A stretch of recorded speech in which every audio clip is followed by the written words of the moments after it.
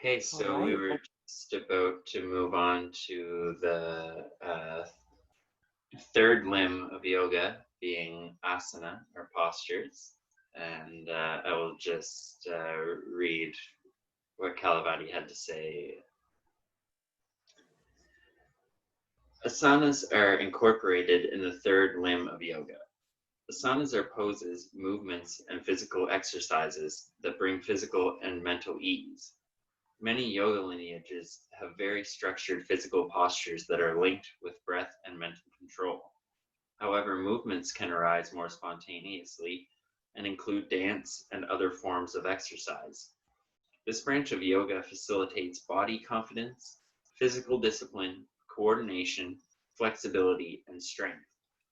In addition, asanas purify body tissues, channels, and promote body ease.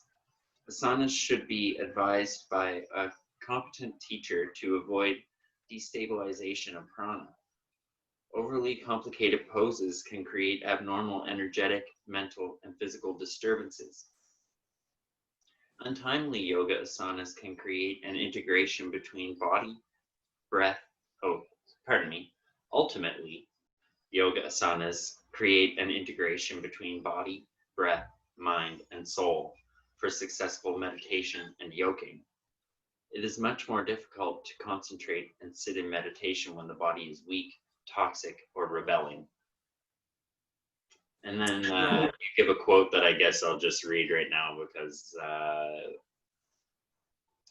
you most likely better than I do know the translation. Sritha Sukham Asanam, and that is from the Patanjali Yoga Sutra. And it's funny because I met with a man I know named Mike Monroe, who quoted that to me just the other day, right before you submitted the article. And I forget what context it came up in, but we were talking just about asana. And he stated that quote, and I actually forget the translation. So I'm going to need your help in jogging my memory. Yeah, so when we say to take upon a yogasana, a physical asana, in the state of stiram sukham asanam, this is what Patanjali said about how each of our poses should be. So stira or stiram. Stira in Sanskrit means steady, or some people might say firm, but really it should be steady. Sukham, we have sukha and we have dukkha. Dukkha is suffering or pain. Sukha is ease or niceness. And so when we're looking at an asana, we want to make sure that it is stiram sukham. We want to hold the pose with steady grace. So if we're not able to come into the pose, of course, there's going to be a little bit of adjustment, a little bit of a struggle here and there. We don't want to just do only easy poses. But the goal is to find that posture, that hold, that activity, or that flow that creates a sense of sukham, and that you can hold in a very steady way, not necessarily hold rigidly. It depends on what kind of asana is being practiced. So in asana, if we're looking just at traditional type hatha yoga, we have individual poses, or we have vinyasa type flow series like Surya Namaskar, sun salutations, or Chanda Namaskar, moon salutations, or we have all sorts of different, Iyengar based practices. Right. But really, when I look also at that statement of stiram sukham asanam, we should be doing physical activity which brings about steadiness, not only in our body, but steadiness in our breath, steadiness in our mind, to bring about sukha, enjoyment. We should be enjoying what we do for physical activity. You know, some people will say like, oh, okay, I'm gonna go do my yoga. Like, wow, you don't sound very enthusiastic about it. Doesn't sound like it's going to yield you much shukra or sukha rather than dukkha, suffering. So, you know, the big thing with asana, a lot of people come to the zone of yoga and they really believe that that's the bulk of what yoga is. And I'll say, no. What you're doing asana for, first of all, asana can be yoga poses, yoga flow series, but asana just means a pose. It could be going for a walk. It could be lifting weights. It could be doing martial arts. It could be running. It's keeping the body in check so that you can go into meditation also stiram sukham, steady with ease or steady with grace. So, you know, a lot of people will say like, well, I have to master all of these complicated poses, etc. I'll say, no, you don't. You don't need to master all those complicated poses to be a good yogi. You need to master your body. That's what you need to master. You need to go back to svadhyaya and study yourself, study your physical body also, and determine, am I in balance? You know, am I 100 pounds overweight? Am I 30 pounds underweight? How do I redistribute my dhatus, my 7 layers of tissues, to create an optimal environment, an optimal temple, basically, or an optimal transmission station to transmit my soul's purpose most appropriately? And a lot of times students will just say, well, I really want to master these really complex physical poses. And I'll say, okay, you know, that's fine if that's what you want to do. However, we want to remember that it's a mastery of the physical body combined with mastery of the breath and mastery of the mind. It's not just about the pose.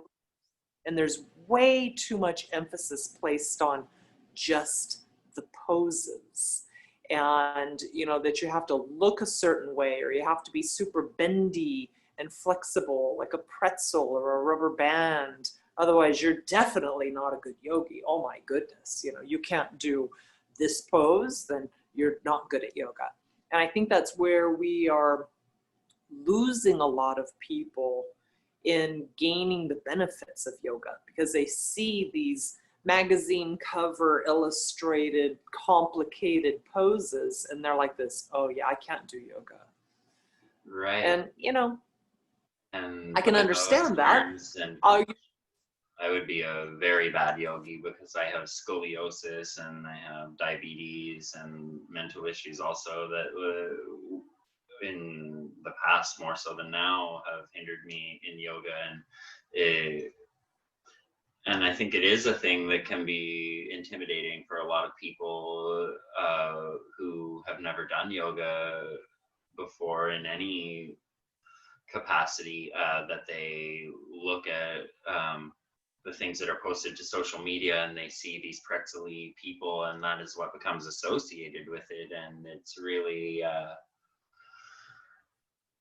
unfortunate thing that I feel a lot of people are turned away from yoga for that reason, that it automatically in their mind becomes this overwhelming thing. Like, I can't do that. I can't bend my legs up behind my head and do all of these wacky looking things. And really, that is totally not what it should be about for most people. And I didn't mean to interrupt, but go ahead and carry on. Yeah, you know, I tell people it's about finding a physical ease, a physical strength, because, you know, some aspects of yoga does require some stamina, at least to be able to sit upright and to hold meditation long enough. And if the body is toxic, not exercised, weakened, some aspects of yoga might not be attainable. But I tell patients, even at the hospital, you could be a quadriplegic in a wheelchair and still do yoga. Mm-hmm. You could be paralyzed from the neck down and still do yoga. And they're like, what? How is that possible? I can't do the poses. And I'll say, well, we can talk in a little while. A great You can point. still use your mind, still concentrate. And that's A mouth the and a yogi. face That's and the ears. self-actualization. Mm-hmm. They have sense organs. Yeah, They we can all have still a do different yoga. body and a different And they'll say, mind to work with. yeah, and I really place heavy emphasis with particularly students that I'm teaching not to body shame when it comes to yoga, that yoga can be for all body types, shapes, and sizes, because it's only a little bit about the body. The asanas are only another way to create mastery of oneself. You know, how can we say we have become self-actualized and a master of ourselves if we can't master our own body? How can we become a master of ourselves if we haven't mastered our own breath, our mind, our ability to concentrate, you know? And then again, people over and over and over are led away from yoga. Well, I have a back problem. I have a this problem. I have a that problem. I'll say, so I have a couple bad discs. I've broken my arm. I've broken my hand. I've dislocated my shoulder. I've had a meniscal problem. Big deal. You can still do asana. You can still stretch and get rid of the dis-ease in your body. You can still get a little bit stronger than you were yesterday. And it's not necessarily about this profound strength either. You know, it's about mastering your own body. And I firmly challenge people to say also, can you not be a good yogi if you're quadriplegic? Can that person not be self-actualized? Can that person not yoke? And they're like this, good point. Right. But able to master the body is one of the steps that makes self-actualization easier or quicker. Well, maybe not quicker, but it's a good way to not get stuck in the asana section, you know. I think that too many people, they get stuck there in the asana. And yeah, we need to open up the body from our previous trauma. We need to open up the clutching that we do. You know, you have an emotional trauma, let's say when you're 8 years old, and then we close in. Oh, you know, we start to slouch and hold the body awkwardly. We're holding on to physical pain. And, you know, like when we do yin yoga, they're long held poses. There's lots of crying in yin yoga because people are letting go of that deep fascia holding, and old traumas come up and old emotions sometimes come up. And I'll say, yeah, like get that out of your system. Why are you holding in that area of your body? Like what emotional or physical thing happened to create that tightness, that holding? Because you weren't tight like that when you were 3. That's for sure. You weren't tight like that when you were 4. I mean, unless you were born that way, and that's okay too. There's more of an understanding that we're just bringing our body into sthiram sukham. We want to be in a physical, steady ease. Because then how would I do a steady sthiram sukham, steady ease meditation, if I can't even find that within my physical body? Right. And that brings to mind for me the idea that we were talking about earlier with himsa, or violence towards the self in the form of judgment, right? In that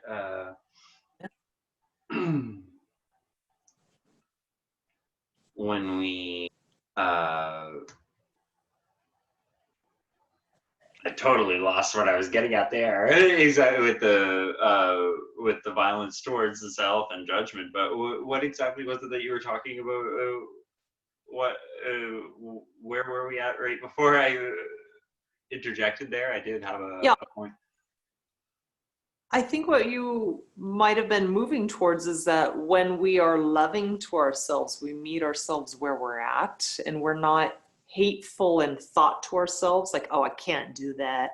I'm not capable of doing that. That is a form of himsa, violence towards ourselves and downgrading ourselves. And anybody can do yoga. Anybody. Doesn't matter what color, shape, size, age, injuries, stiffness, wheelchair, doesn't matter. The patients at the hospital, they'll say, well, you know, I'm wheelchair bound, or my grandma had a stroke. She's in a bed at home. I go, yeah. Here, let me send you a link. She can do Pawan Muktasana Series 1. They're like, oh, really? I go, yeah. If she can't do it with her knees, help her out with it. Give her some confidence. Give her some strength. Mm-hmm. Yeah, move the pranas too. That's what's also very important. When we are stagnant and we're not using our bodies appropriately, we also have a potential of improper distribution and flow of the vayus through our body, the life prana. And when we are holding the body abnormally in a state of dukkha, not sukha, then vata becomes trapped, and then we start getting an abnormal flow of vayu. And so our life prana starts fading. And also the physical activity is important, because then we get our agni going. Not only our digestive agni, we start getting our tissue agni going, and we start enlivening the conscious agni as well, and the mind channel agni. Right. And you've then I was going to say you've helped remind me of what I was trying to come to earlier with the nonviolence thing, when you were saying that we hold trauma in the body, and that we continue to do that throughout our life after the trauma is over. And that's a thing that you see time and time again in the mysteries or in spirituality, is that it's important to maintain this childlike state of learning, because a child, when they fail, when they're young, they don't beat themselves up over it. And as we get older, for some reason, people remember all of their past failures, and it sort of accumulates over time. And as we get older, we beat ourselves up over those times that we fall. But when you're a child, you don't do that. You just get up and you just try again. And so you see that time and time again in different spiritual paths, that it's important to maintain that childlike state of learning on the spiritual path. And I think that is sort of important to remember, that everyone has struggles, and everyone has bumps in the road, and everyone has obstacles and things that they're going to have to overcome. And that so many people get hung up in that initial hesitation to start practicing yoga, or to start incorporating these things into their life. And as you were saying, people will find all sorts of excuses, like, oh, I only have one leg, or whatever it is. And you could argue that that's all the more reason to want to incorporate these things into your life, and to start taking control over what you do have in your life, or what you do have, rather than thinking about, well, I don't have this, or I don't have that, or I don't have the perfect body, and I don't have the perfect mind. We'll start taking control over what you do have. One of my most fulfilling yoga classes I used to teach was at a convalescent home just below the hospital that I worked at for almost 30 years. And the convalescent home, I would go over there on Wednesdays, and they would fill the whole recreation room with all of the different people who wanted to attend yoga. And sometimes there'd be up to 30 people in there. I was like, oh, wow, what a great yoga class. And they were on jerry chairs, which are kind of like stretchers that sit up. They were in wheelchairs. They came in walkers. They had to be assisted in. A lot of them didn't have, they had missing legs or maybe had a stroke and one side didn't work at all. And I was like this. Let's do yoga. This is fantastic. And we would start by just contemplating maybe a concept of a yama, of contentment or of gratitude. We would start off with looking at different aspects of niyamas. Are we honoring and loving ourselves, or are we being violent towards ourselves in thought or action? And then we would move into asana, and I would just say, just move what you have. If it doesn't move great, that's okay. Just move it anyways. Just stretch, get the prana moving through your body. It's a beautiful feeling to be able to do more today than you could yesterday. Yes? And they would say, okay, they would start moving. We would take like bubbles, bubble blowers, and dip them in. They'd blow into the bubble blowers. And I was like this, now this is great. But they started feeling more alive. Their prana was moving. And then I would say, now let's concentrate on something. And now let's go into meditation and journey in towards our soul and bring that love out. It was one of the most beautiful yoga classes I ever taught. And trust me, they could not do fancy asanas at all. Most of them couldn't get out of their wheelchairs or their jerry chairs. I was like this, yeah, that's fine. Stay right there. You only have one leg and half an arm? That's all right. Move it around. Right, but as far as giving those people something that they can take home and use in their day-to-day life to give themselves a little more power over their situation, that is an incredibly great thing that you can do for people. And there's so many people that could benefit from yoga that and it is great that there is access to it, even if it is simply just in the physical sort of form that it's manifested in the modern day as a sort of fitness movement, or however you want to phrase it. But there's a lot of people that could benefit solely from moving their body a little more and learning to breathe a little deeper or what have you. And so are we getting stuck on asana ourselves here? Should we, do you have anything else that you want to say in regards to that, or should we maybe move on to pranayama? I think the point's been made. Let's move on to pranayama. Definitely. Okay, so I'll just go back to the article and I'll recap on what you had to say on the fourth limb of yoga, being pranayama, where breath control techniques are practiced. These breath control methods have numerous benefits that enhance pranic life force. Pranayama calms and balances the mind, stabilizes emotions, hormones, and neurotransmitters. Properly chosen breath techniques also strengthen the cardiovascular and pulmonary systems.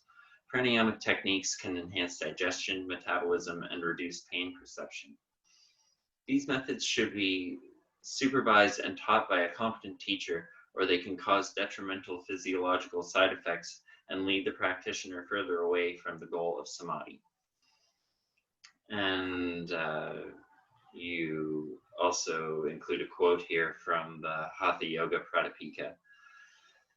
When the breath wanders, the mind also is unsteady. But when the breath is calmed, the mind too will be still, and the yogi achieves long life. Therefore, one should learn to control the breath. So where would you like to go from there, Kalibadi? Yeah, pranayama is one of my favorite tools in the yoga toolbox. Absolutely. And often very underutilized. So coming from a medical background, I've done a lot of digging into the pathophysiological benefits of each or different groupings of pranayama. So, when we say pranayama, Some people will say it's, breath control or breath manipulation. I like to say breath awareness. So depending on the breath technique that's done, you can increase body temperature, you can lower body temperature, you can move yourself into deeper states of concentration. But what's important to realize is, okay, each emotion has its own distinct breath pattern. So typically when people are sad, how do they breathe? Oh, they're like Eeyore, right? Or if people are angry, typically what do you think of? You think of like very specific breath type. And when people are anxious, how do they breathe? It's usually like,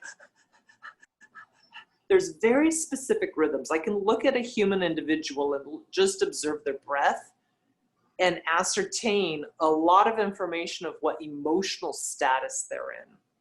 So the way we breathe sends a feedback to our body, brain, hormones, the whole 9 yards, to tell our bodies what is going on. So for instance, if I am always in a low-grade chronic state of stress, and I'm always breathing in a very specific low-grade stress way, kind of, short and shallow breathing. This is going to send additional signals to my body. Wow, something's going on with her. She's in a fight or flight situation. Therefore, in response to that, I'm going to secrete epinephrine, norepinephrine. I'm going to shunt blood away from the digestive system and put it over in the musculoskeletal systems, because she's either going to run or throw down. I'm not sure what's going on out there, but something's going on. So activate the sympathetic nervous system, because something is clearly wrong. Her brain is sending signals through her breath system that something is wrong. So the whole body is constantly in this response. All it takes is to educate a person to be mindful of their breathing and to stop that breathing pattern, to yoke with their own breath awareness and go like this. Oh, I'm doing it again. I'm doing short, shallow breathing again. Let me like every hour just go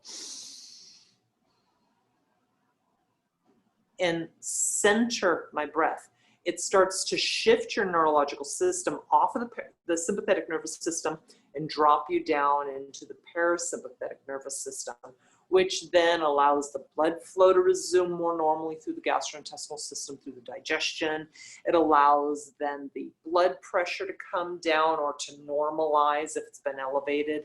The heart rate normalizes itself. You stop secreting as much cortisol, epinephrine, norepinephrine. And then you start creating more happy neurochemicals rather than fear neurochemicals.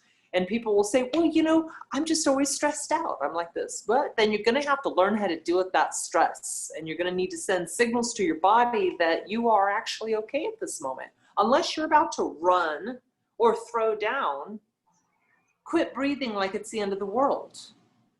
And they're like, oh, okay. But then if we apply it to more of a yogic techniques, and, here we're doing the formal practice of yoga, right? We want to be able to have our body movements or our body awareness matched up and coupled with breath awareness. And then in the later stages, marry that with mind awareness. And then we're integrating all of our systems and are more capable of reaching that spiritual goal, which requires that concentration and dipping into meditation. Mm-hmm. So the breath is really important. I mean, just learning breath control in and of itself can be revolutionary for people. I have patients at the hospital who I used to treat. They were, maybe they were on chronic pain meds, and I would say, okay, hold on. Before you take those Norcos or before you take anxiety medication, I would like you to do 10 minutes of a breath technique, one that's would bring them down into the parasympathetic nervous system. And they would say, oh, no, I need my medication. I go, just humor me. Humor me for 2 weeks, okay? And do the breath technique before you take your meds.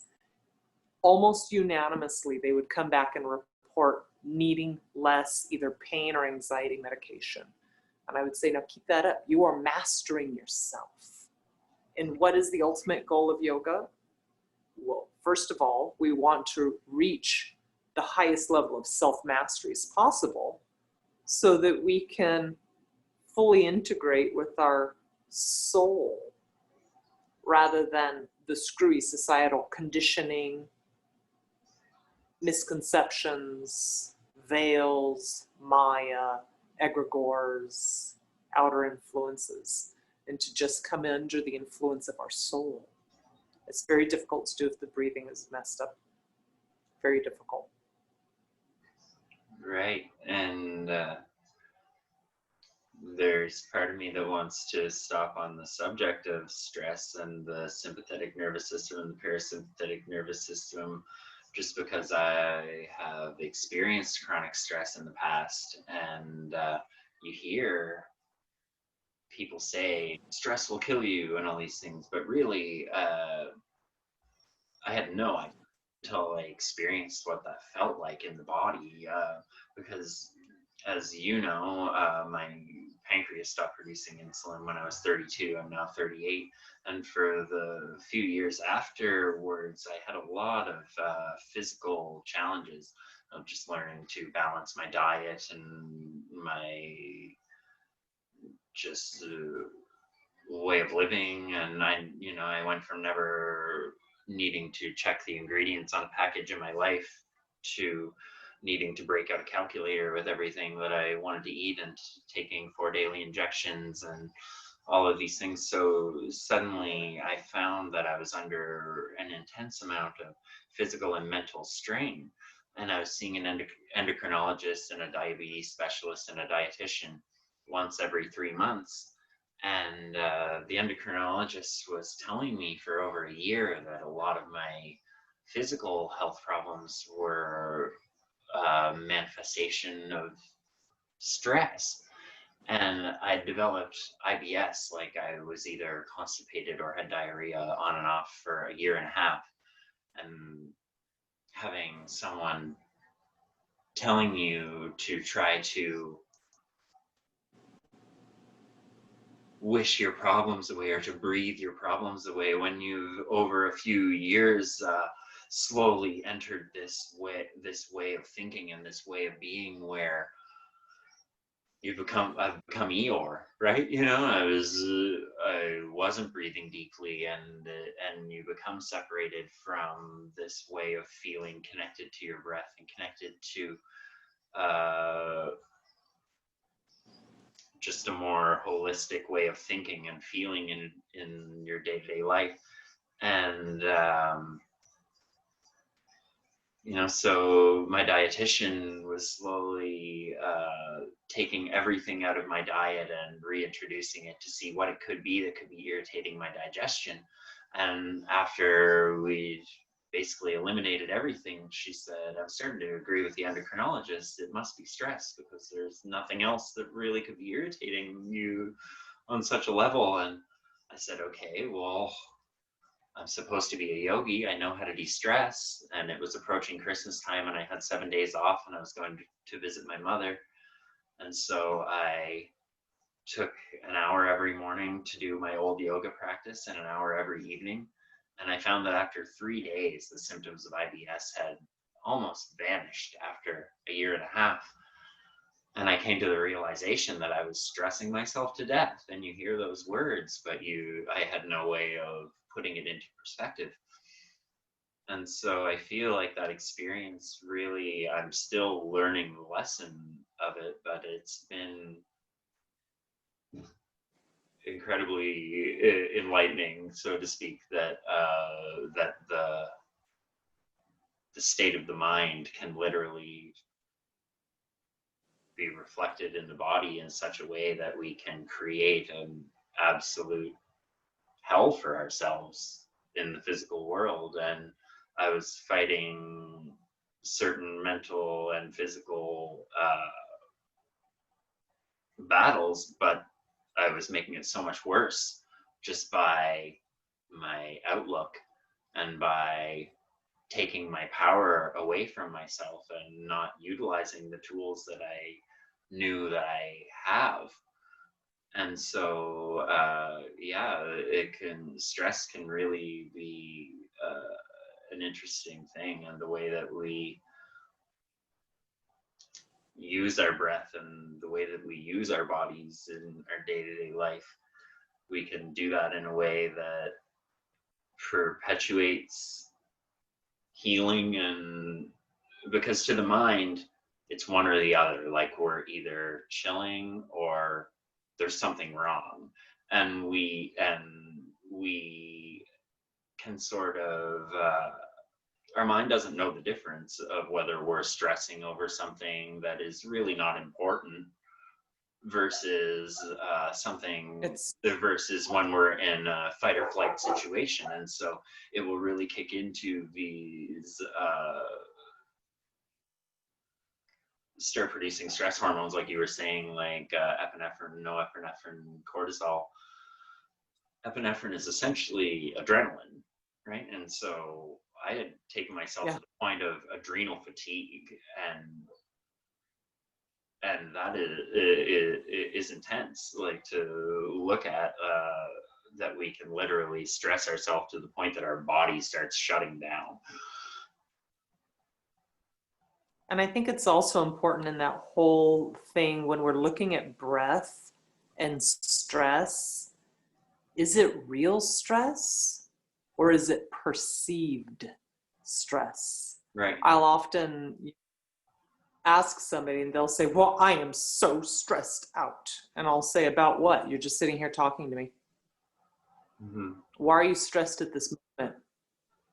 Right at this exact moment. Why are you stressed? You currently have nothing to be stressed about in this moment. And they're like, yeah, but I have this. I go, you're not present. You're not even present in the current moment.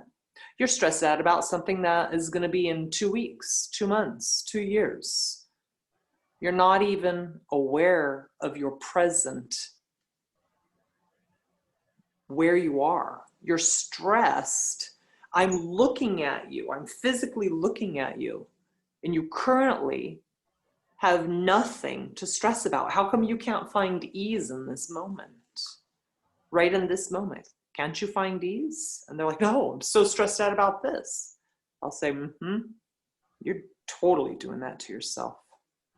And I'm a little bit rough with some of my students. You know, sometimes I just say it as it is. I remember one time this is, slightly off subject, but it has to do with emotional healing and breath pattern and being present with the body, being present with the breath. One time I had just a horrible moment. We'll get short and sweet to that point.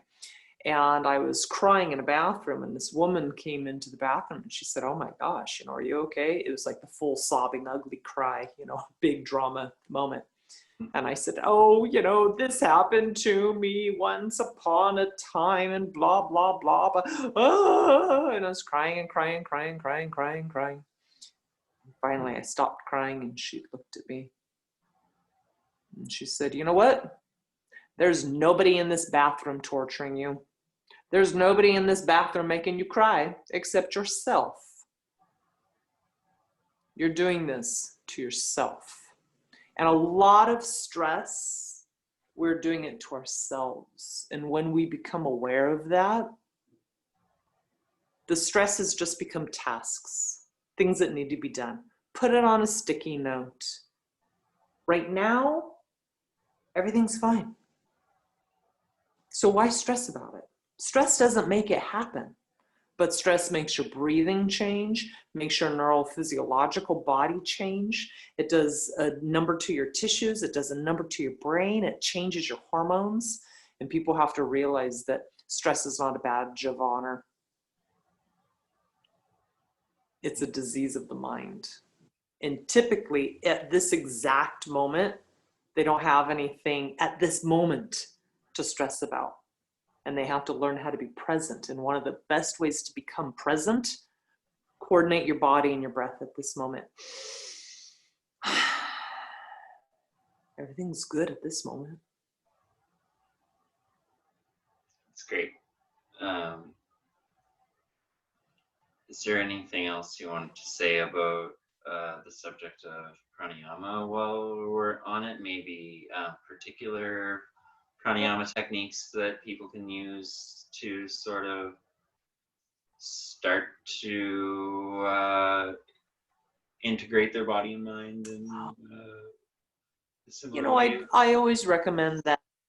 I always recommend that before somebody starts a pranayama technique, understand what the pranayama technique is for.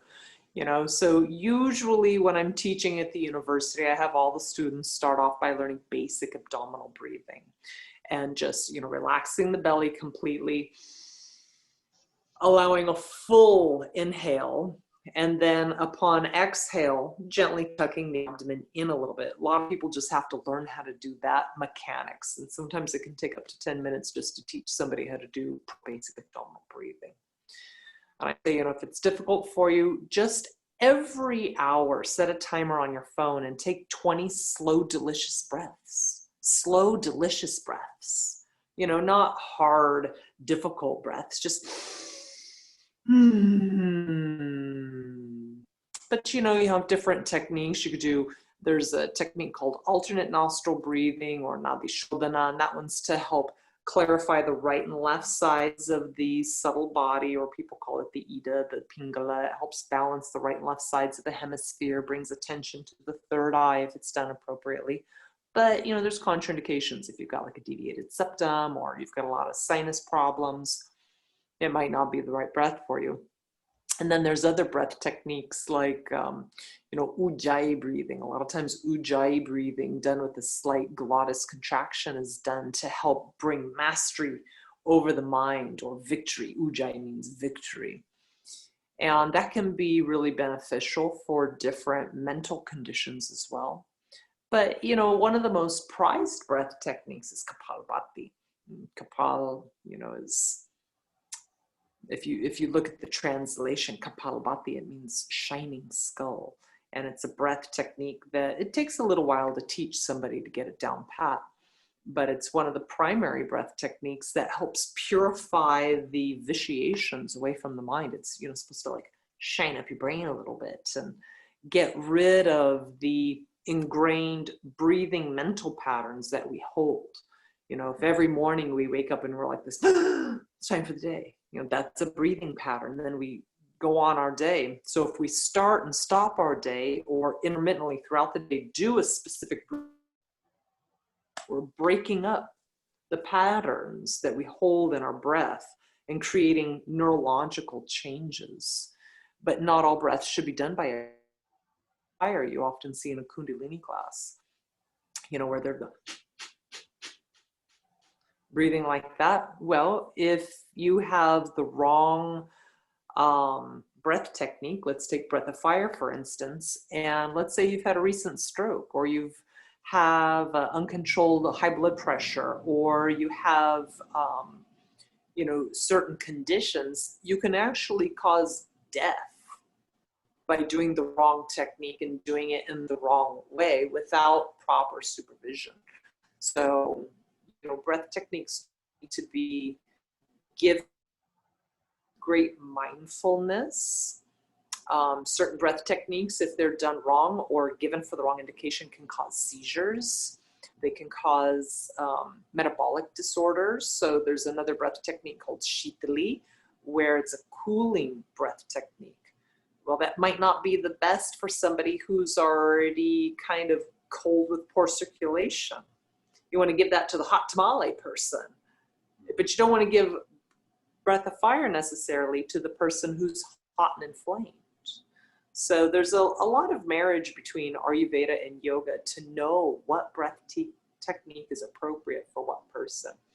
And it's definitely not one, it should be given to you by a competent, trained practitioner.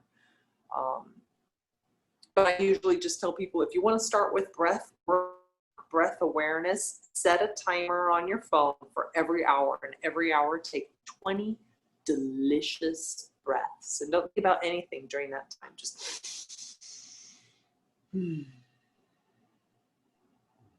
And every time you feel stressed, if something comes and ruffles your feathers, take 20 breaths again, and then respond. And it's a way of retraining the mind and the physiology of the human body. And it can be done. Great. And just the video is breaking up a tiny bit here in the last minute or so. Sorry, I don't know what happened there. That's all right. My internet connection cut out for a moment.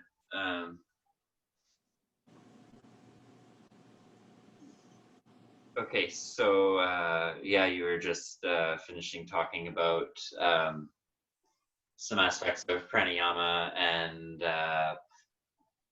that certain techniques might not be particularly suited for certain people in different situations. And I think you had basically finished up that point, and I'll just let you sort of carry on from where we got cut off, I guess. Yeah, so we can move on to the next limb of yoga. Yeah, so we're sort of moving on now from the first four limbs, which are sort of more oriented in the physical world, into the last four, which are sort of more focused on yogic meditation, I guess. So the first being pratyahara, or withdrawal from the senses. I'll just open up your article from the blog and carry on from there. So pratyahara is the fifth limb of yoga that facilitates the withdrawal of senses from sense objects. Every day, people are inundated with incoming data in the form of sound, taste, sight, smell, and touch. Many people live in a state of constant sensory overstimulation. The practice, I was making sure that we're still recording. The practice of pratyahara involves pulling the mind away from the outer world stimuli to settle into silence and create a still, peaceful mind. Pratyahara reduces agitation and mental rajas and vitiations. This practice allows the yogi to become more aware of subtleties and extrasensory data. Only at this point can a yogic practitioner begin a solid course toward connecting to the infinite source. And you give a quote from the Anapurana Upanishad. In order to realize the self, renounce everything. Having cast off all, assimilate yourself to that which remains. So how would you like to expand from there, Kalavati? Yeah, this is really important. A lot of times, first we identify ourselves with what's outside of us. I am not that, I'm not that, I'm that, I'm that. But who are we in the absence of eating? Who are we in the absence of all of our sense organs? Who are we when we quiet the body down and quit moving it and doing things? Who are we when we still our breath and come into a peacefulness of our breath? Who are we when we're no longer looking outside and seeking outside? When we turtle up or practice pratyahara and we stop bringing in the bombardment of sensory input, then you look inside yourself. Now who are you? Now what are you inside? What do you find in there? Do you still find old trauma coming up? A lot of people will do pratyahara and they're like this, I keep having flashbacks and distractions and this and that and this and that. I say, yep, You're going to have to do svadhyaya and work through that. You're going to have to study that. You're going to have to see what that means to you. Journal it, get it out, see a counselor, release it, drop it, rotor that. And then when all those things stop arising in the state of pratyahara, when you can stop looking around, stop smelling, stop talking, stop moving, and find a stillness in the body, stiram sukham, and a stillness with the breath, and you close off all your sensories, then you find a stillness in the mind. And that is where the journey starts. That's where the real yoga, or the good stuff, really starts to happen. So pratyahara is a very important thing for people to do. People will say, oh, I'm going to sit down and meditate. And I'll say, okay, good job. You sit down and meditate. And they'll say, yeah, but then I was thinking about this. I was distracted about that. I was thinking I was hungry. I was thinking I had this. I'll say, you have shiny object syndrome. Stop thinking outside of yourself. Stop letting your mind race around through your desire to fulfill something in your sense organs. Quiet them all down. And even better yet, now direct all of your sense organs towards your object that you want to accomplish, your sankalpa, your intention. What are you trying to do? Okay, yoke with your soul. Dedicate all those sense organs to that task. Don't let them wander around. Don't use them outwardly. Use them inwardly. Yeah, it's also pratyahara. We want to take a look at the cessation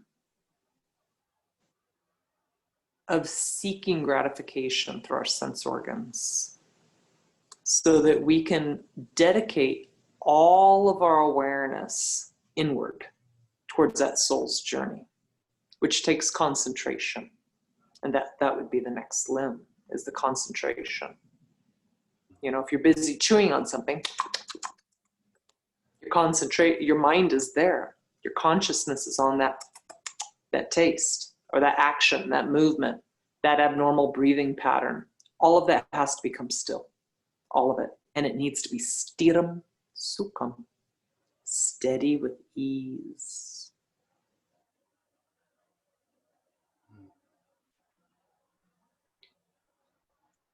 I feel like that is almost a great sort of summary of the subject in itself. Is there anything that you want to say other than that on the subject of withdrawal from the senses? It's fairly simple pretty subject. simple. I feel like.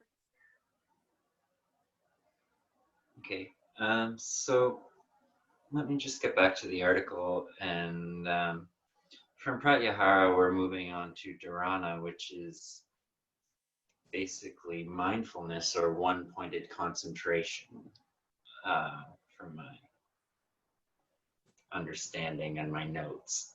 So what you had to say about dharana, dharana means concentration. Practicing mindfulness and concentration propels us toward our higher aims and final states of yoga. There are many different training methods, such as candle gazing or chanting. Many people who want to meditate exclaim, I cannot control my mind in meditation. There are too many distractions. It wanders all over the place. And you say, my response is always, then who is controlling your mind? It takes practice and determination. If it was easy, everybody would be liberated into enlightenment. Yogic concentration creates mental fixation and laser mental capacities. And you quote the Bhagavad Gita, the mind acts like an enemy for those who do not control it. Yeah, so that's such an important statement, that the mind does act like an enemy to those who don't control it. And, you know, like I said in the article, that's the biggest complaint people give me. Well, first of all, meditation is boring. I got bored. I say, no, you got distracted is what you got. You weren't bored, you were distracted. Because when we are looking at dharana, we're looking at developing a deep, unshakable, unbreakable concentration, like the Terminator. You know, it's just like, that concentration is there. And in order to get to that place, we have to look at all the previous steps. Are we distracted over something mean we did? Are we, you know, distracted by something that we needed to do more self-study of? All of these things that we did prior to that stage is like an insurance policy or a accentuating level of success. So if we're not doing asana, the physical body may just be like, or we're just not aware and grounded within our physical body. If we don't do our breath work, we may still be breathing stressfully from the day. We may not have prana flowing appropriately. We want to be able to have not only mastery of our sense organs, but now withdraw them all and go inward and concentrate on what? Well, that depends on your practice. Some people concentrate for astral travel. Some people concentrate for prayer. Some people concentrate on light, inner light. Some people concentrate on inner sound. It depends on what lineage you are from and what your end goal is. Some people concentrate on mantra, japa, and they do, you know, repetition after repetition after repetition. But it takes concentration to stay there. You know, if you sit there for 30 minutes and chant nonstop, and you're not losing focus of your breath, and your body is nice and still and stable, and your breath is still and stable, and you're able to hold that mantra that entire time, you're developing that concentration that's required to dive even deeper. Right. And so this is sort of where all of the limbs of yoga start to complement one another and all start to merge in a way, or you start to see that they're all happening all at once, and they're there to sort of support each other in their purpose. So pratyahara, or withdrawal from the senses, in one way is required prior to dharana or one-pointed concentration, but at the same time they're not happening at a different time. It's all happening at once, and it's not necessarily like a clear set path, but that all of the limbs of yoga are happening all at once in one way. And so, as you were saying, with your breathing can be a reflection of your inner state, in the same way as we're trying to find an inner stillness, there's almost that same feeling in a non-physical way of that rhythmic sense of being that you sort of experience from finding that state in the physical world. So when you're talking about this state that's needed, you need to be able to harness this state of one-pointed concentration in order to really step forward from there, right? So all of these aspects start to become really, I guess, integral to self-advancement in yoga, the more that we can learn to observe our inner world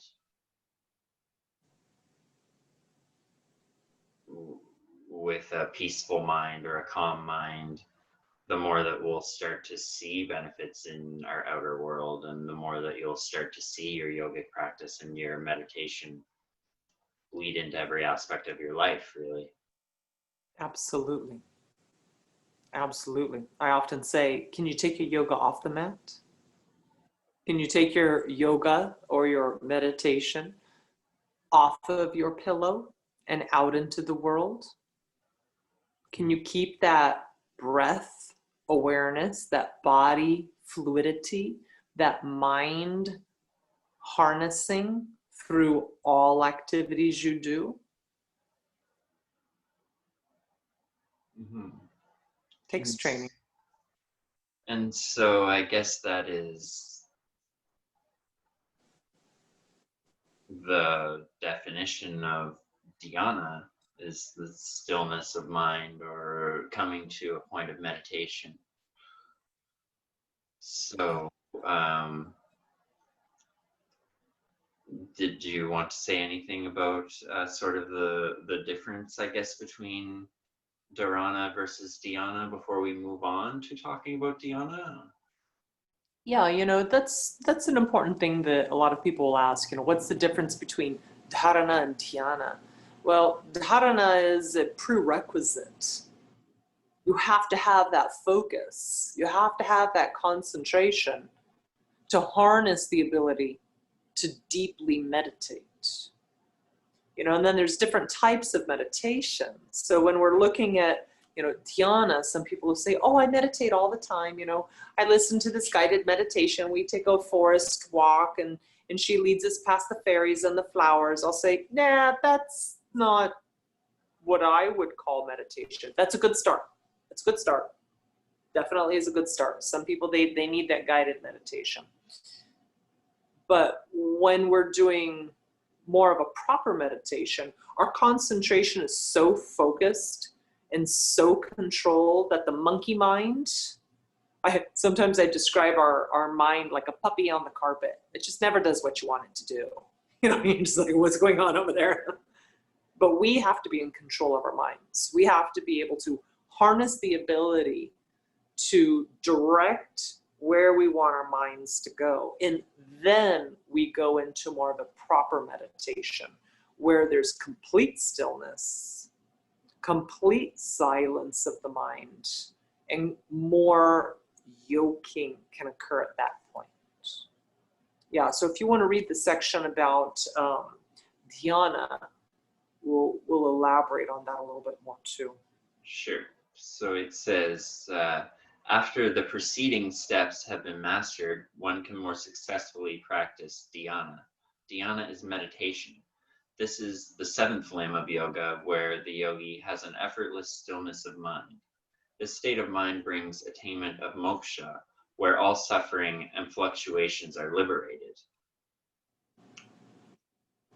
And yeah, perhaps I'll stop there before I move on to the quote, because the quote is sort of on a maybe slightly different subject. Did you have anything else that you wanted to say about dhyana? Yeah, with dhyana, some people describe it as having that unshakable concentration, dharana, which merges you with another object. So merging into meditation, first of all, we have to determine what is the object that we want to merge with. Is it God? Is it our soul? Is it our holy guardian angel? What was the sankalpa? What was the intention for the meditation or the yogic practice to begin with? And once we're able to achieve that level of concentration, once we're able to achieve that mastery of the mind, then we begin to yoke. And it's not always even yoking with just God. Some people are able to yoke with other human beings through their mind, through concentration and meditation. And it just shows that, you know, we're all interconnected. We're all part of one and can access each other. Some can, not all can. But ultimately, we want to use that to radiate our soul, radiate our soul's purpose, to receive that direct communication or that direct connection with our soul, that eventually we go into full Ishvara Pranadana and we relinquish the driver or the reins to our soul, not the conditioned monkey mind, not the mind that says, well, society says, etc. And we begin to really move into a working cooperation with our soul. But meditation is very important. People say, well, how long should I meditate? How should I meditate? What type of meditation should I do? I'll say, well, it kind of depends on who you are. Some people need to start off with walking meditation because they have ants in their pants or they're going to fall asleep, one or the other. I'll say, okay, try walking meditation. Some people need to start off like a type of pranayama meditation and then work towards that stillness. Some people need to do meditation that actually isn't full meditation. It's the preparatory stage for meditation. But you'll have to get there somehow. And people will say, well, after 10 minutes, I found out that, you know, I was distracted 5 times. And I'll say, okay, well, maybe tomorrow you'll only be distracted 4 times. And how long would you say you were distracted? If you sat down for 20 minutes of meditation, what percentage of your meditation would you say you were truly focused? 10 minutes of that? 5 minutes of that? Only the last minute of that? And were you distracted all the rest of the time? Well, then you made progress. You meditated for 1 hour or 1 minute out of 20. Maybe tomorrow you'll have 2 minutes out of the 20 that are successful, etc., etc. And to, you know, build yourself up to hours and hours of meditation, again, it should be stiram sukham. It should be steady with enjoyment. Meditation should be enjoyable. There's some days I can't wait. I wake up in the morning, I'm like, oh, I want to go meditate right now because I want to feel that deep dropping into soul awareness, soul presence. And it just keeps getting deeper and deeper sometimes. But, you know, it is an art. It's not always easy. But that's where we start accessing higher levels of consciousness or even other consciousnesses. It's where we really begin to yoke with things beyond the monkey mind. And it just all depends on what your sankalpa was. What was your intention when you went into it? Typically, I ask people just to set their sankalpa to be in fullest connection with their soul. And whatever it is that they believe is God. But, you know, like my Guru Ma says, the one, the infinite, it's inside of you. So go inside of you and find it. Bring it out, beckon it, invite it. Don't be constricted to it. Adjust the body. Let the body be stiram sukham, at ease. Adjust the breath. Let the breath be at ease. Train the mind to concentrate so you can go inward. Fish it out. Bring it out. Radiate it out. It's going all the way back to that analogy of the mirror. If your soul is this just beautiful, reflective surface coming from deep inside of you and reflecting outward,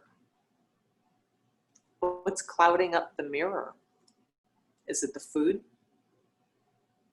Is it the body? Is it the breath? Is it the mind? Is it that mean thing you did that's disturbing you somehow? Is it the lack of finding contentment? Is it XYZ? Fill in the blank. Life is complicated. But it's about really mastering all aspects of yourself and coming into the now, right here, right now. And then being able to just silence everything and go inward. And then say, well, hello there. And there you are. That's great. I'm going to read the quote that you ended the section on Dhyana with.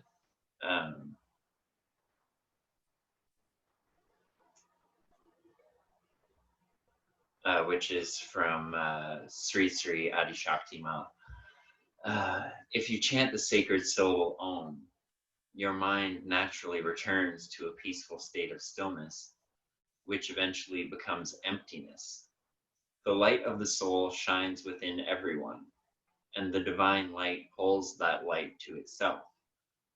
If you can discover that pure illumination and power within yourself, the purpose of your life has been fulfilled. Yeah, that's exactly along the lines of what I was saying with the mirror, to clarify that mirror. Or another analogy that's often used is being a crystal clear surface of water, a beautiful lake that is still and motionless, reflects the sun impeccably. But if you throw a rock in the water, it takes a while to stop the ripples and the distortion of the beautiful reflection of the water. If you keep thrashing around in the water, saying, oh my gosh, etc., etc., if you just still your perception of the world, just bring your perception to stillness, bring the consciousness inward, just silence it, then all the ripples across the water stop moving, and then the reflection becomes pure. It becomes pristine, and then everything that comes off of it is truth, rather than the distorted ripples. Because when we are mentally vitiated, mentally disturbed, mentally stressed, fearful, etc., it affects the body, it affects the mind, it affects the breath, it affects everything. We're reflecting those ripples. We're not reflecting the true reflection of the soul. We're reflecting what has happened and what we're perceiving.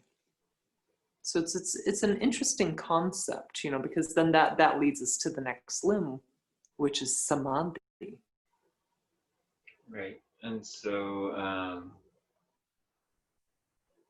I guess from there I'll just move on to what you had to say about the final limb of yoga being samadhi, or super consciousness.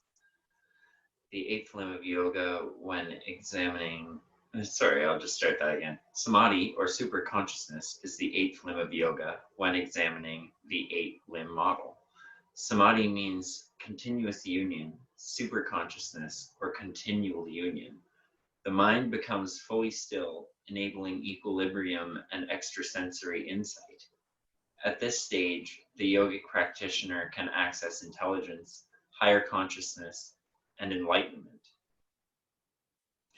And you have a quote from the Adhyatma Upanishad. Dissolve the self in the supreme self, as the pot space is dissolved in infinite space. Then, as the infinite, be silent forever, O sage. And I love that quote. And I made a couple of notes on the idea of samadhi, and just a couple of things that came to mind that I sort of wanted to run by you and see is sort of your idea on, in that samadhi is something that has sort of been spoken of by different names in different traditions and on different spiritual paths, and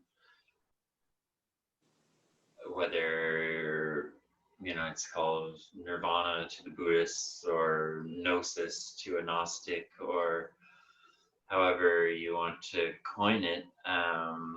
It's implying this sort of dissolution of the self into the all, or the union of Shiva and Shakti, some have called it, or is there anything that you sort of want to say on that sort of aspect of the subject of samadhi being this sort of point of yoking or union between the self and the greater self, or the self and the divine, or the absolute, or what have you? It's really a complex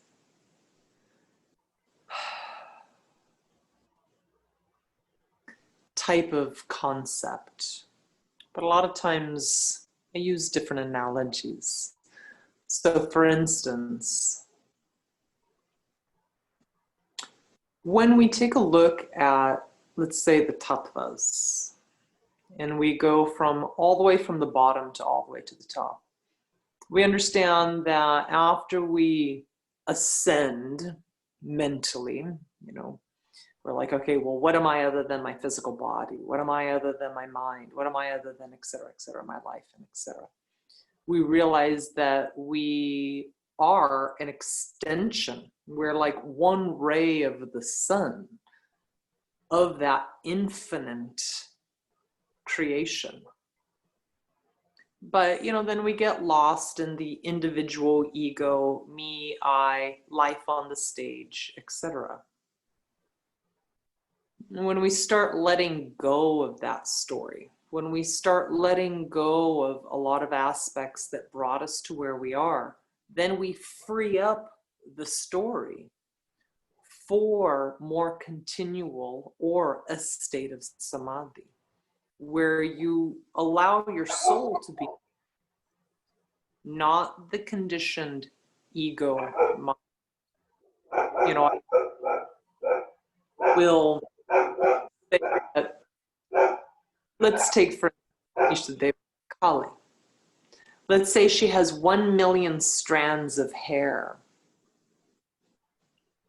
Imagine a hair waking up one day and saying, oh my gosh, I am part of her. I am just one emanation of her. Or we take the ocean, for example, and the drop of water, for example. Could you imagine one little molecule of H2O in the ocean screaming, woe is me, oh my gosh, I'm all by myself, I'm suffering. Right. And then when somebody informed that drop of water, you are the ocean. Become one with the ocean. Merge with the ocean. Flow with the ocean. Stop fighting against the stream of the wave. Things change when we go into that surrender, when we go into that stillness, when we've studied ourselves enough and we know, what is my dharma? What is my life purpose? Why am I here? What kind of karma am I creating? What kind of actions am I taking or not taking to support that path? And how can I get out of my own way and quit fighting against the tide of why I came here? Samadhi, some people say it's complete stillness, silence. But can that be taken off of the stillness? Can somebody then stand up on their mat and still be in a state of samadhi? I tell them, I don't know. I'm not there yet. My dogs want to chat now too. Yeah, my neighbor's dog was barking a moment ago too. You know, it's a matter of diving as far into that ocean of the soul as you're daring to be. And in order to dive all the way into that depth of your soul, you have to relinquish. You know, you can't go in there with all of your mental demons. Otherwise, that's all you're going to find in there, a bunch of mental demons. You're going to be like, oh my gosh, because it's going to reflect that back out to you. When you cross that ocean and you get deep, deep, deep in with the exploration for that union, you need santosha. You need contentment. You need stillness. Right, and you're now drawing to mind the quote that you opened the article with, where which is a Sufi proverb, which just said, I searched for God and found only myself. I searched for myself and found only God. And so it's drawing to mind sort of the water molecule just in the ocean, right? It's you can fight against that nature, or you can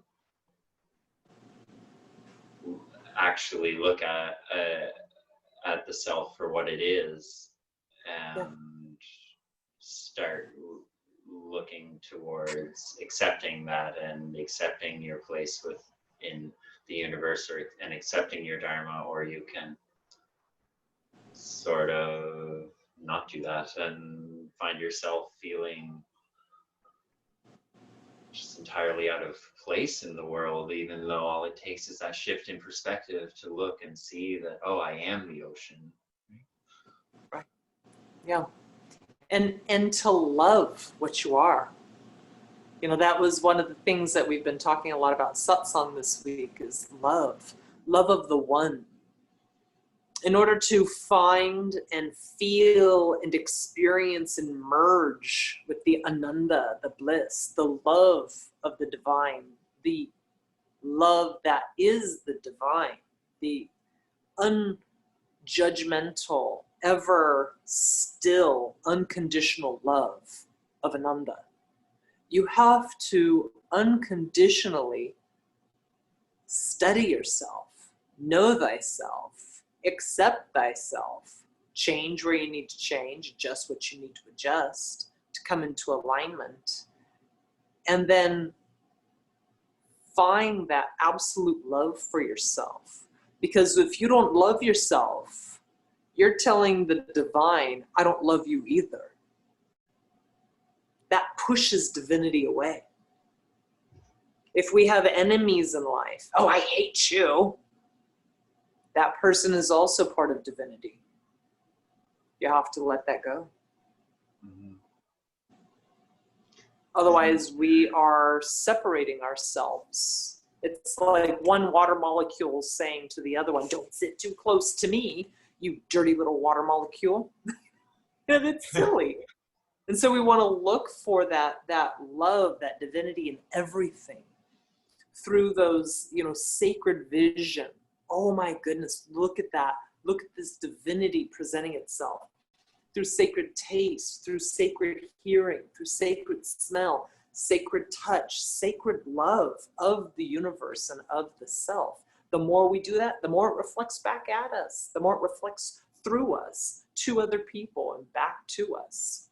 I mean, that doesn't mean, be foolish. There's some people out there who want to harm other people. You got to be wise enough to do that. You don't just wander out of the house like, oh, I just love everybody. You got to be wise too. But when we really look at the science of yoga, it's about full self-discovery, full self-disclosure, full self-union. Because you can look your whole life for God. and only find yourself. Right. And you just brought to mind something that I was thinking about earlier when we took a break, and I kind of wanted to see your opinion on it. In that recently I've had someone sort of express to me that they didn't understand the, I guess, sort of the tantric perspective that all aspects of existence are part of the divine or are sacred. And so many aspects of what we've been talking about tonight are, or we've been talking about many aspects of yoga which require the yogi or the student or the person to look within or to face certain aspects of the self that might not be beautiful or that might not be nice to acknowledge, or and so I just sort of wanted to see what your opinion was on the idea of incorporating aspects of existence into your worldview or into your spirituality that aren't necessarily nice or beautiful, but that, or what would you say to a person who has trouble with the way that another person might use those symbols to empower themselves, right? Like, because it's not that I want to necessarily hold on to these negative images or these negative ideas, but that they do need to be addressed at least for a certain period of time, or they need to be conquered within the self, if nothing else, right? Well, you know, what you were saying reminds me a lot about the concept of being able to have equal state of mind, whether what you are tasting or experiencing is bitter or sweet. Mm-hmm. To be able to manifest the same level of presence and awareness without disturbance as much as possible, no matter what is happening in life. But really, you got to do practice on the past first. Can you look at your worst life trauma and say, okay, all right, yeah, that happened. That happened. That's no longer causing ripples on my ocean floor or my beautiful lake surface. It's no longer tainting my current moment. I have stilled those ripples, even though it was a horrible experience. I have digested that incident. I have come to terms with it. I have studied the effects it had on me, and now I can be at peace with it. Doesn't mean it was great, doesn't mean you condoned it, but it's already happened. Come to stillness over it. You know, certain traditions, they practice, you know, offensive things so that we condition ourselves to not react to offensive things. And, you know, it reminds me also of how people will say, but how can you explain all the horrible things that are happening in this world? Is that God too?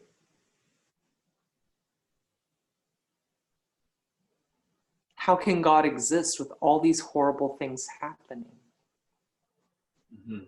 And it's very difficult for people to realize that it's all of creation. There's the yin, the yang, there's the up, the down, there's the uncomfortable and the comfortable, there's the sukha and the dukkha. It's all one whole. It reminds me of one of the beautiful Kali pujas that I like to read, and it says, Kali is beautiful, Kali is sweet, Kali is loving, Kali is the mother, Kali is fierce, Kali is horrible, Kali is violent. Kali is angry. She's everything. All the names. She is pure. She is impure. She is light. She is dark. She is fill in the blank. It's everything. It's up to us how we're going to navigate all of that. Nobody said that the infinite source was going to serve up tea and cookies and wrap us in a blankie and read us a nighttime story. Nobody said that. We're on a rock spinning through space. It's the Kali Yuga, you know? It's like, hop back up and survive. People will say, but what about evil? I'll say, well, what about evil? What's your definition of evil, actually? Would you say that the cat in the backyard who just viciously gobbled up a cute little mouse, is that cat evil? Or is the cat simply acting upon its own nature? Should the cat go to hell, quote unquote? Because the cat's so evil. It ate 10 mice this week. That vicious, evil thing. It's just the cat's nature. Just all depends on our perception of the world. And what's your goal in it? What's your role in it? What's your dharma? Are you here to make it a more beautiful place? Are you here to heal people? Are you here to be a Gnostic? Are you here to be, XYZ, fill in the blank? Everybody's here for a different reason. The reason why my daughter's here is not why I'm here. Somehow our paths crossed. So maybe we can find some nice alchemy there and benefit each other and somehow at least practice ahimsa. Don't be a creep. Don't steal, don't oppress. Don't make people feel bad and judge them and compare. Just exist, coexist. Right. Keep your own side of the street clean, Keep your insides clean, keep your outsides clean. Be kind to each other. Do some seva, do some service, give to other people somehow. Create some good action. What's action? Karma. Create good karma. Do something good. Go help out. You're stuck in a pity party.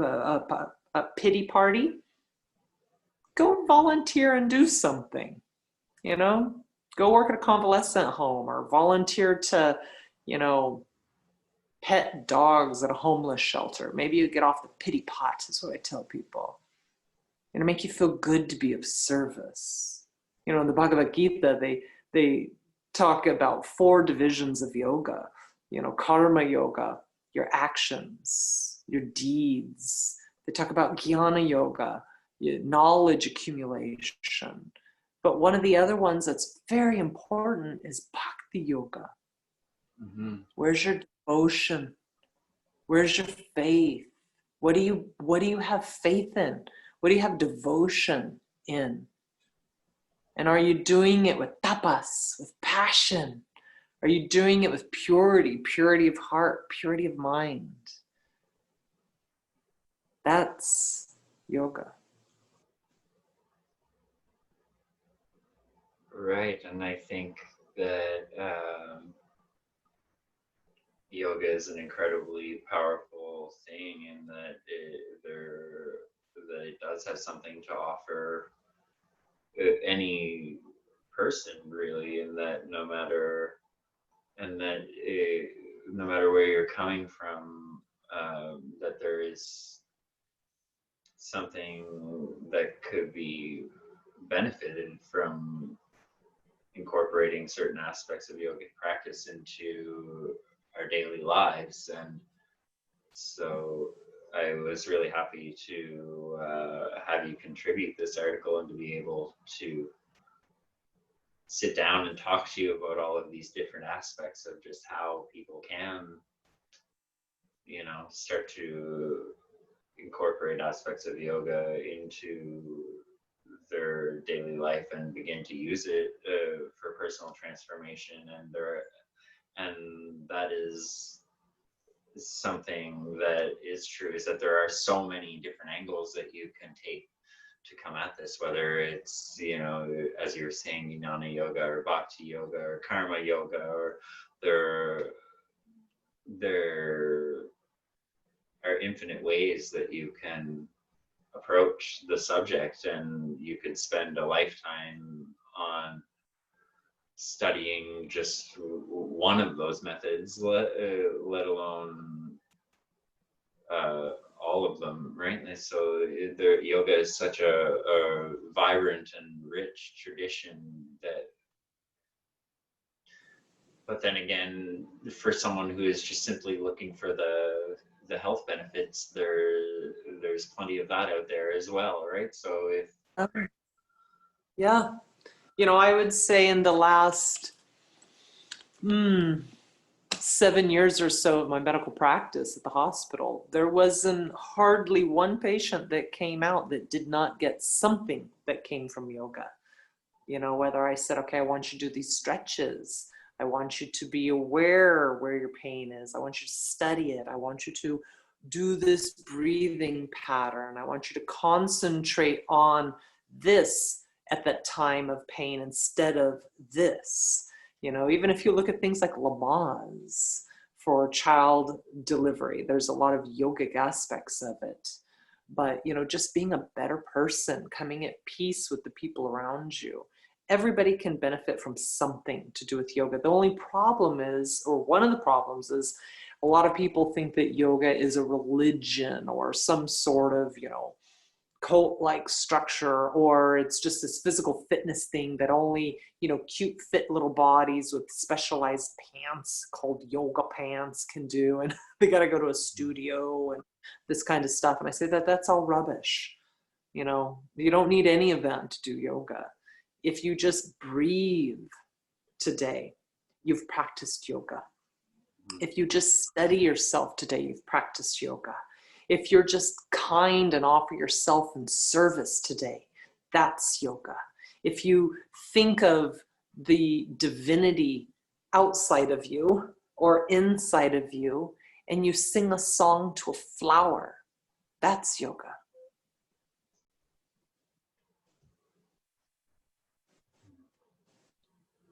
And that is, I feel, a really powerful message that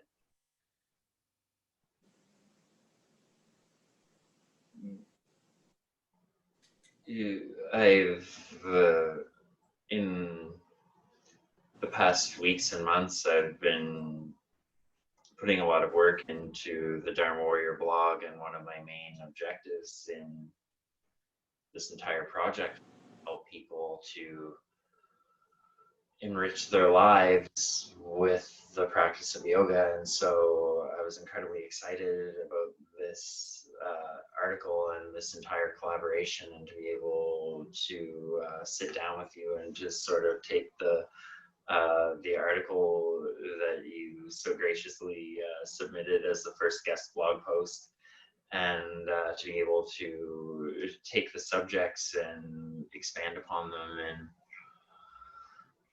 a little more depth or a lot more depth than we were able to go into in the article. And it's been really great to do so. And I feel that people will really be able to take a lot from this discussion, and that it will be able to help people come to a sort of greater understanding of themselves, and to help people incorporate some of these ideas into their life, or to maybe, you know, get over some of the hang-ups that they've had on doing so, or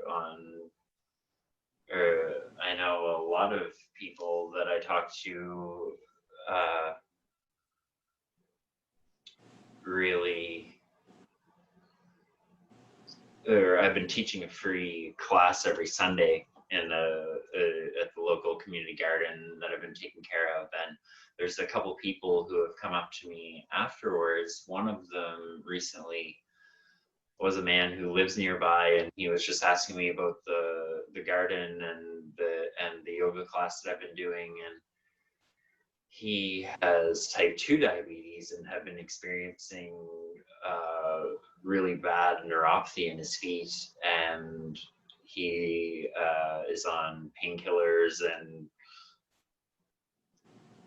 he said that he's going to start coming out, and I haven't seen him yet, but I really wish that he would, because he was kind of surprised when I told him that just using simple breathing techniques and simple postures that I was able to sort of reclaim control over my life, even though my pancreas died at age 32, and I went from being a person who was incredibly physically active and physically fit my entire life, and to having a lot of struggles, and it gave me the ability to reclaim at least some sort of semblance of control over my life in the beginning, and then eventually I regained an actual control over my physical body and my mind, where I felt like that control was starting to slip away from me. And he was basically in tears by the end of our conversation, saying that he wanted nothing more than to be able to feel his toes again, and to be able to picture just having that control over his life again. And so it was a couple of weeks ago that I was talking to this person, and I hope that they do come to a place where they're ready to just say, like, okay, this is my body, this is what I have to work with, and that's all that I have. And until I come to that place where I'm ready to acknowledge that, you can't move forward, right? And so until we become comfortable or ready to acknowledge where we're at, we can't move ahead from where we are. And so I feel like this will be a great sort of stepping stone for some people who will come across this video now and in the future, looking for ways to use yoga to transform their life. And I'm incredibly thankful that we were able to collaborate in this way and sit down and talk about it. And I guess I'll leave it up to you if you have anything else that you wanted to say in conclusion, or and I look forward to speaking to you again, and hopefully we can collaborate in the future and come up with more ways that we can help people incorporate yoga into their daily lives and use it as a tool for self-actualization and personal transformation. So I really appreciate you having me on and letting me share my perspective of it. And, my experience with yoga has been completely completely transforming of my life. If you were to see me before I started yoga, I do not look like the same person. I do not feel like the same person. I do not act like the same person. And I will never be the same that I was before, and for the better.